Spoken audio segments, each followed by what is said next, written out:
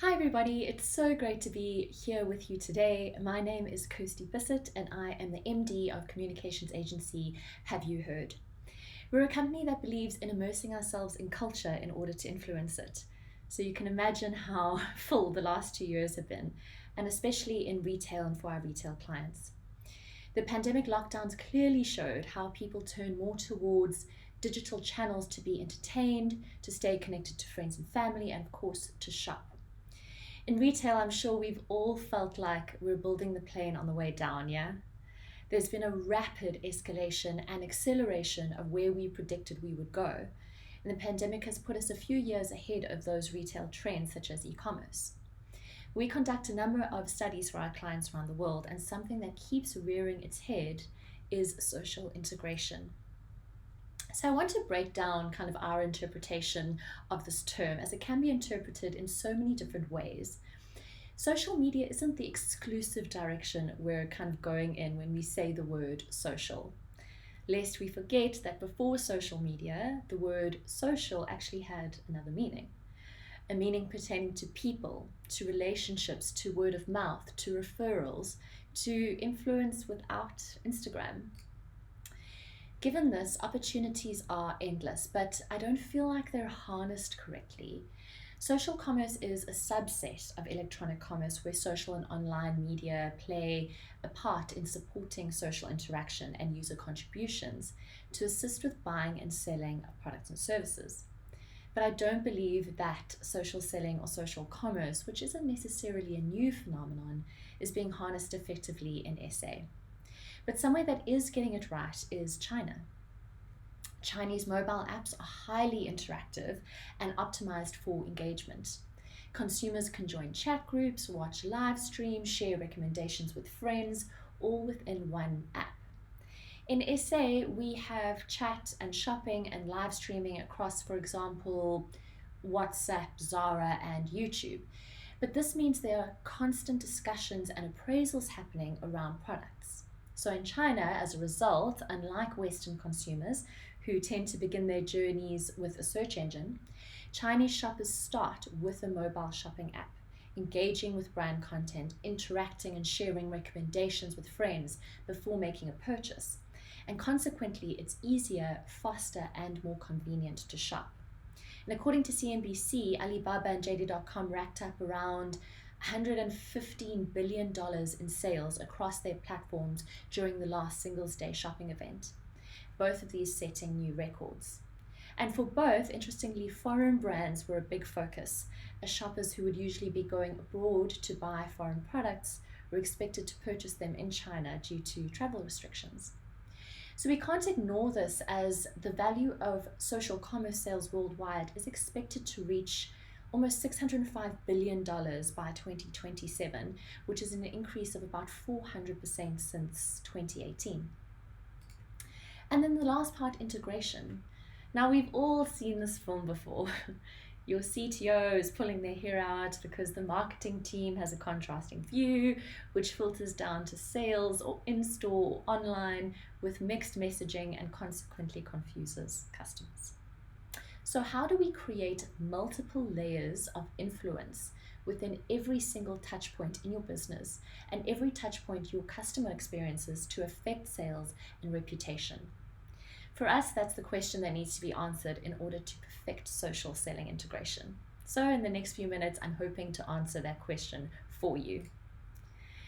And I couldn't imagine a better time to pay more attention to this. And why is that? Well, due to the acceleration of online that I mentioned earlier, we have a new type of customer, one that is savvy, one that is curious, and one that holds a lot of data. To fully understand your customers and the success of your retail strategies, you need to collect data online, collect data in store, through your consumers and internally, so you're able to create a very clear view of your customer to improve the experience even more. Researching the social purchasing behaviors of your existing and potential customers can help you gain insight into their attitudes and expectations for the experience. We need to use this data to shape your omnichannel strategies and gain quality insight into social purchasing behaviors. So I'm going to go into detail on each of these 4 levels of influence to optimize your social selling integration.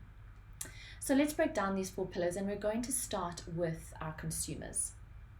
Now, as you know, and I'm sure you've seen, customer expectations across the globe have skyrocketed. Your customers now expect personalized interactions regardless of channel, as well as a great customer experience every single time. And especially coming out of lockdown, 2 of the biggest mega trends of 2022 are personalization and experiences. Consumers aren't settling for becoming just a number. And there are a few things that we can do to move consumers into that kind of holy grail of becoming unpaid brand ambassadors or brand advocates, where they vouch for you just because they want to. And one of those ways is to create with customers and create for them. So we need to design and co-create with our consumers. We need to allow customers to clarify and confirm the experience challenge, involve customers in problem identification and solution building, and use tools like co-creation or journey mapping to design exceptional end-to-end experiences. We also need to kind of build this culture of customer experience. And this is very challenging, of course, and there's a lot that goes into that. And it's probably several years in the making. But what organizations can start with is defining an authentic experience vision that aligns with your brand. Then everyone needs to get involved, from your juniors to your CEO. Everyone needs to understand and reinforce the customer vision constantly. And then we need to invest heavily in the employee experience, because if employees don't have the resources to deliver a great customer experience, it simply won't happen. We need to use training, hiring, rituals, routines to reinforce skills needed to deliver exceptional experiences. And you can hear by the words I'm using and what I'm saying how the integration comes into play here. None of these kind of pillars sit in a silo. So let's move on to the next pillar, which is online. We need to be asking, how is it as a salesperson, a CTO, a brand manager, a marketing director, CEO, how am I delivering content or value through all available channels to become of value to a wider audience, and then funnel that audience into some kind of buying cycle? Note how I didn't say delivering product through channels. I said content or value. Sure, brands can engage with customers on social media, but this is still very limited. Social selling and commerce breaks down those barriers between buyer and seller by creating a personal and friendly environment. This process is no longer just a transaction, it's a relationship. And one of the most authentic ways to build that relationship is through influence. Note how I didn't say influencers, because people who are influential aren't always influencers. And that could work the other way around. I could flip this around to say influencers don't necessarily equal influential people. People trust when people talk about brands more than what a brand says about itself. We need to shift our focus towards influence marketing at all touch points. When we have influence internally, online, in-store, and through consumers, authenticity really shines. Consumers perceive influencers as more genuine than brands they trust. They trust them more than brands. So if brands ask influencers to compromise on that, or if influencers themselves start to compromise on that kind of perceived authenticity, then that's going to close the gateway. We can see that appetite for authenticity and content growing through engagement rates because they're climbing. So that's because people really want to see real authentic content online that resonates with them. When they're not seeing, the perfect flat lay that, populated the feeds of Instagram, yesteryear. They want something that feels genuine. And that's where we're getting the term that you might have seen floating around, which I'm probably going to mess up, but genuine influencers, which is a bit of a mouthful, but it's important that we recognize it, because as soon as something has a buzzword, it's real in the industry. And genuine influencers is a term that's being used predominantly to talk about smaller or micro influencers, but particularly influencers who bear it all online, who put their real life online. They're not just posting pictures of them hopping on private jets or going to private islands. They're posting the nitty-gritty, the messy stuff. And that's what people really want to see going into 2022. So we're kind of asking our clients at the moment to just not be afraid to keep it a little bit messy with influence campaigns. And so we're moving into a space where content is greater than the creator. And I think this is certainly all TikTok's fault. It's a place where there's a constant stream of content without much focus on who it's coming from. And this further cements that no platform or stakeholder or advocate or influencer exists in a silo. Everything is integrated. Every consumer touch point must talk to each other. And I see this quite a lot. Online is hurting offline, and I really disagree with it. You would never hear something like this from a brand like Nike or even a retailer like Amazon. Because at the end of the day, Nike is trying to create a great experience for you. They want to build a great brand and sell you great shoes. And however you purchase, whatever your means to do so, they're happy with it. All of those feed into each other. Your future retailers are everywhere. If you want to sell to my nana, you have to have a great brick and mortar experience because she prefers to shop that way. But my best friend, she's looking to purchase things on Instagram. The store isn't dead. It's just reimagined to provide a new experience. So Nike has adapted its stores beautifully to create kind of a bespoke service for the customer, thanks to the information on their digital profile. And the store presents yet another channel to capture their data. In the midst of a pandemic, it opened a huge store in Paris. You go in and immediately it offers you interactive experiences. So it's mingling both online and offline data, and the whole point is to make the experience of shopping at Nike more intimate, more direct, and more kind of one-to-one. But I'd like to conclude this online section with a few key takeaways on the online retail space because its growth really can't be ignored. So site versus app, we get asked this quite a lot.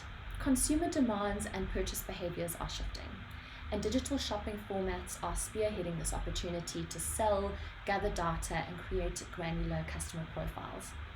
Research done by Vogue Business showed that purchases made on a brand site or app are almost double of those made via social media.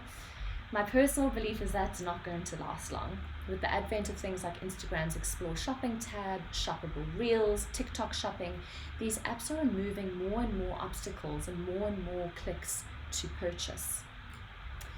Then we have 50% on short videos. So according to Accenture, many brands have spent over 50% of their digital budgets on short video, shoppable technology, and live stream shopping content last year. Big corporations like L'Oreal, Shiseido, and Estee Lauder companies are all investing heavily in content production hubs because social commerce is driven by content. You need to produce a lot of short videos this year across different channels, and you need to be able to renew them quite quickly because your high quality content is driving conversion by up to 40%. Authenticity, like I've spoken about, is very, very important, and your live shopping's core value is that it brings the benefits of in-person shopping online to drive an informed, confident purchase. There's not much honest on the internet anymore, and it's impossible to know what is a good or bad product. Live stream shopping really boasts and bolsters that authenticity. It's a really good way to use influential people to showcase this kind of human element and talk about your brand and your brand values and then why your company exists. The growth of live shopping, again, just can't be ignored. Currently, only 1 in 10 US consumers have purchased from a live stream, but this is set to jump to 1 in 4 within about 6 years. Live stream shopping is already a popular way to shop in China, developing about a $300 billion industry in 2021, and accounting for almost 12% of all retail commerce sales. It's an emerging trend in the States too, where live streaming market is expected to surpass about $25 billion by 2023. And according to a McKinsey study, your conversion rates are approaching about 30%, so up to 10 times higher than in conventional e-commerce. The most showcased product categories are currently apparel and fashion, beauty, food, followed by consumer electronics and home decor. But why is this having such an impact on consumers? The beauty of the shoppable format is that brands can get as creative and sociable with their viewers as they want. Brands can connect with viewers by giving an exclusive behind-the-scenes access to the latest drops, style guides, design stories. And it's so exciting to see this move into kind of virtual shopping realm. There's also endless possibilities like in the metaverse and with NFTs. I have a whole keynote on that which we can chat about, but I have very limited time this afternoon. But what I can say is please solidify your live shopping strategies this year. We've seen resounding, measurable success with it, and it's such a fun, profitable way to engage with your customers. So our third pillar is in-store. As SA retailers, we're quite spoiled here, as SA shoppers still love going into a store. But there are a number of ways to integrate social selling in-store. Of course, loyalty programs, they're not going anywhere. They really focus on creating such a lovely long-term relationship between brands and their customers through special incentives, discounts, rewards. Starbucks, for example, offers free drinks to customers who sign up to their reward scheme. And to make things more interesting, users can earn 2 stars for every dollar paid through the app with Starbucks card, and then be exchanged for different rewards. It's very simple, but very effective. But loyalty programs aren't always about rewards and amazing points. For those of you who kicked off the year with a New Year's resolution to get fit, you might have downloaded the Nike Plus app. So Nike's created a member-only program that redefines rewards programs for any active member. Through Nike Plus membership, members can access freebies and rewards such as birthday gifts, free shipping, etc., all by staying within the Nike Plus environment and, of course, providing data. Secondly, we can look to guiding with in-store positioning. When it comes to enhancing a shopper's experience, brands are leveraging digital wayfinding technology and inventory data to guide shoppers through their purchase journey. Indoor positioning apps calculate the shortest, most efficient route shoppers can take to get everything from their shopping list. And to broaden its mobile strategy, for example, Walgreens launched an in-store navigation app called Aisle 411, which offered pharmacy access and virtual mapping to all of its stores worldwide. Online retailers such as Target and Hointer also use in-store guidance solutions to provide a better in-store customer experience. In department stores, stores can also use custom QR codes to display product information and communicate offers and discounts in a very engaging manner. Thirdly, we have AR. Beauty lovers will attest that trying out new makeup, hair color, lipstick can prove to be quite an expensive and time-consuming effort before finding a style that aligns with one's taste. So brands like L'Oreal, Maybelline, Sephora have invested in virtual try-on tools that lets customers try hundreds of makeup products all digitally. Furthermore, there's a lot of potential for this application of AR in interior design. Big furniture brands like Home Depot, Wayfair, Target, IKEA, they offer product visualization through AR apps. Interactive digital displays, so another way to spice things up in your physical store. These can be used to preview new products, search for a location, order products for home delivery, show special orders. And we're seeing the fast food industry was really, really quick to adopt this technology in order to reduce, long ordering lines. For instance, you'll see in many of the McDonald's stores, you can use an interactive digital display to make an order. Instead of queuing, you can sit down and wait for your order. And lastly, of course, your people in store. Allow your people to supplement technology through educating them, motivating them, and making sure that they are fully aware of the demands of your customer and how they can fulfill those through what you supply. Our final pillar of social selling integration is internal. In my opinion, one of the most important.